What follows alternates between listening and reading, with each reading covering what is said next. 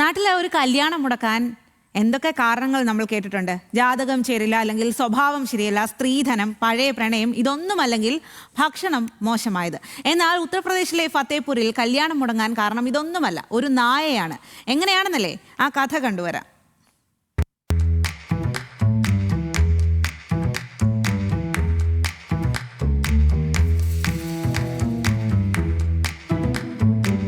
വധു തനുവിന്റെ പ്രിയപ്പെട്ട വളർത്തുനായ.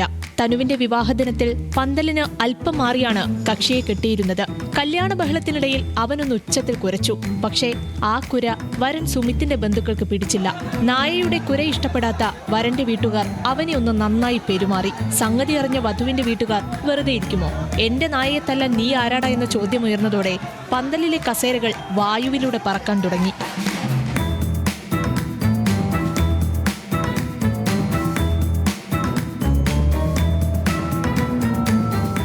ചടങ്ങുകൾ നടക്കേണ്ട വേദി നിമിഷങ്ങൾക്കുള്ളിൽ ഗുസ്തി വേദിയായി. വടിയും കസേരയും കൊണ്ട് നടന്ന തല്ലിൽ വധുവിന്റെ സഹോദരങ്ങൾ ഉൾപ്പെടെ 5 പേർക്ക് പരിക്കേറ്റു. തലയ്ക്കും കൈക്കും പരിക്കേറ്റ് ഇവർ ആശുപത്രിയിലായതോടെ ശുഭമുഹൂർത്തത്തിൽ നടക്കേണ്ടിയിരുന്ന വിവാഹം പോലീസ് സ്റ്റേഷനിലെത്തി.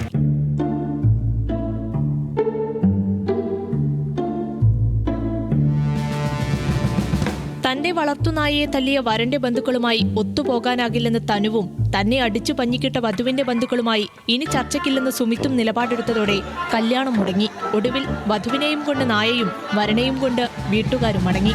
തല്ലുകൊണ്ടതിൽ ഇരു കൂട്ടർക്കും പരാതിയില്ലാത്തതിനാൽ കേസെടുത്തിട്ടില്ലെന്ന് പോലീസും അറിയിച്ചു. News desk, news Malayalam.